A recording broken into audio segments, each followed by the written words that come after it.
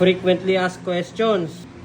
Senlo M3 na powered by ground zero to modes wiring harness kit. So, basic na setup lang, kaya ito yung non-passing. Flex natin yung switch. Ayan, pakinggan nyo yung click. Iyon, Tsaka universal yan, Pwede sa kanan, pwede rin sa kaliwa. Yan, may screw. Yung pinaka-mounting bracket ng switch, may screw. Ayaw nyo na nasa mirror mount, pwede rin yung mga bolts dito. Nagagawa din natin yun. Gamit yung switch natin na to.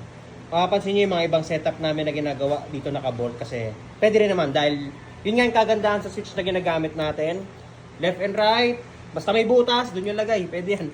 Ito kasing harness natin, meron lang 3 colors. Which is yung black, yung sa ground, yung white, yung sa low, yung red, yung sa high. Ito for example, ballast to ng Senlo X3. Meron siyang 4. Yung harness natin, 3 lang. Pero yung Senlo, meron siyang 4 colors. So ano ba ang ibig sabihin nito? So ang ibig sabihin nitong na to, 4 colors na to sa Senlo M3. Yung black, yun yung ground, which is matic, pupunta yan dun sa black natin. Tapos ito nga yung white, ito yung white mode niya. Yung white, tapos yung yellow naman, ito yung yellow mode niya. Yung red naman, ito yung combination niya ng yellow at white. So ngayon, 3 lang tong nasa harness natin, 4 yung nasa Senlo. So dito, meron tayong isang madi-disregard. So for example, ang gusto mong low is white. So lalagay mo to sa white. Ito. Tapos ang gusto mong high is combination. So syempre yung high, assign mo dun sa red. Pero kung halimbawa, ayaw mo naman gamitin yung combination mode, pwedeng i-assign mo yung yellow. So bali meron na siyang low tsaka high. Yung gitna kasi nito, patay. Pipili ka lang talaga ng i-assign mong low tsaka high. Kadalasan pero preference nyo pa rin yan. Yung low yung ina-assign sa puti, tapos yung combination yung ina-assign sa high. Kung sakali namang gusto mo, yung dilaw mo is nasa baba, baliktarin mo yung bumbilya. Diba? So ganun siya. Nasa sa inyo yan, masusunod yung preference nyo.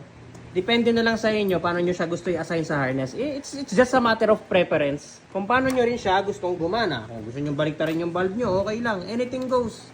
Bahala kayo, tulad dito. Paano ba to master pag ganito? Kung halimbawa, trip mo, nakabaliktad yung yung bumbilya, edi baliktarin mo.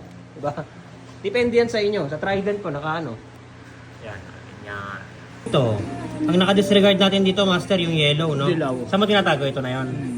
Karat pa, hindi pa nakatak Pero for testing purpose, bago nila linisan, pakita natin. Ganda rin sa sa Scrambler 400X.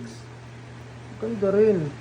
Hindi pa linis yung pa yung mga wire, kalat-kalat pa. Pero, pakikita lang na, diba, connected na yung sa battery, connected na yung accessory wire, connected na yung sa light ballast, yung pinakita ko kanina, connected na yung switch, connected na yung from light ballast to light bulbs. Pakita lang natin na gumagana na siya. Yan.